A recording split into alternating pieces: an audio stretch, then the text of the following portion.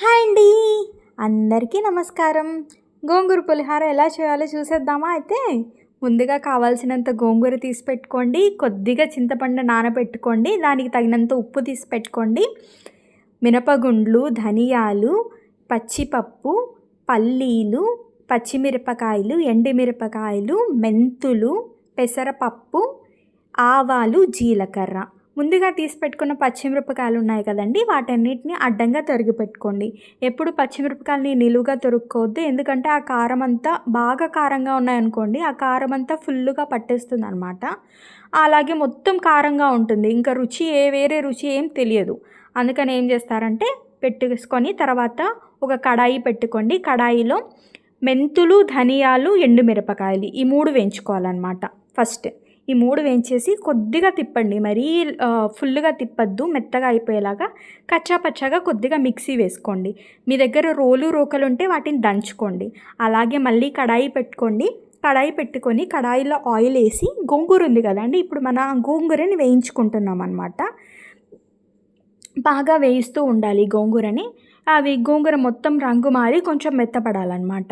ఇందాక మనము మిక్సీ వేసి పెట్టాం కదండి, వేయించిన ఎండుమిరపకాయలు, ధనియాలు, మెంతులు ఉన్నాయి కదండి, వాటిల్లో ఇది వేసి మళ్ళీ ఇంకొకసారి మిక్సీ పెట్టాలన్నమాట. ఇది మొత్తం కొంచెం చూసారా, ఇప్పుడు మొత్తం మెత్తపడింది, గోంగూర అంతా మెత్తపడింది అనమాట, ఆయిల్లో వేగిపోయి. ఇప్పుడు దీన్ని కూడా మనం ఏం చేయాలంటే మిక్సీలో వేసేయాలన్నమాట. చూసారా, మొత్తం తిప్పేసా. ఇందాక కచ్చాపచ్చాగా చేయమని చెప్పాను కదండి, దాంట్లో అలాగే మీకు ఇష్టమైతే ఇక్కడే ఉప్పు యాడ్ చేసేసుకోవచ్చండి. ఉప్పు యాడ్ చేసుకొని మన కలుపుకుంటున్న గోంగూరకి తగినంత ఉప్పు యాడ్ చేసుకోండి. మళ్ళీ ఇప్పుడు మనం ఏం చేస్తున్నాం, పోపు పెట్టేసుకుంటున్నాం.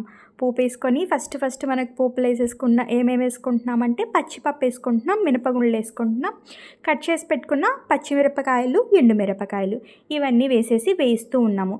తర్వాత మనకి గోంగూరకి ఏ పులిహోరకైనా మనకి ముఖ్యమైనది ఏంటంటే పల్లీలు. ఆ పల్లీలని వేసేస్తున్నాము.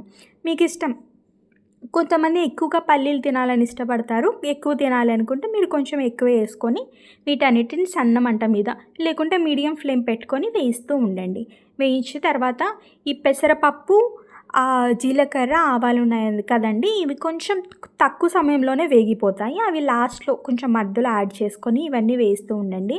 తర్వాత ఇంగువ, పులిహోర అంటే ఇంగువ లేకుండా ఉంటుందా, ఇంగువ కూడా వేసేసి మొత్తం చక్కగా కలిపేయండి. చూసారా, అన్నీ మగ్గుతున్నాయి, వేగి చాలా చాలా బాగుంటుంది గోంగూర పులిహోర.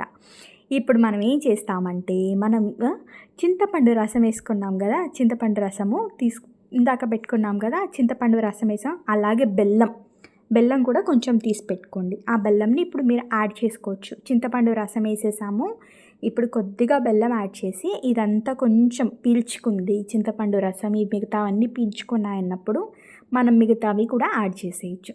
చూసారా, తగినంత బెల్లం. కొంతమంది ఎక్కువగా తీపి ఇష్టపడరు, కొంచెం యాడ్ చేసుకోండి, లేకుంటే మీకు ఇష్టం లేకపోతే యాడ్ చేసుకోకపోయినా పర్లేదండి. ఇప్పుడు ఇవన్నీ చక్కగా తిప్పుతూ ఉండండి, అడుగంటకుండా ఉండాలి. తర్వాత ఇందాక మనం పట్టాం కదండి పేస్ట్, ఎండుమిరపకాయలు, ధనియాలు, మెంతులు, అలాగే గోంగూర ఇవన్నీ పేస్ట్ పట్టినవి. ఆ పేస్ట్ అనేది మనం ఇక్కడ యాడ్ చేస్తున్నాము. యాడ్ చేసి కొంచెం సేపు వేగనివ్వండి నూనెలో. మిగతా వాటికంతా ఈ మిశ్రమం అనేది చక్కగా పట్టాలన్నమాట.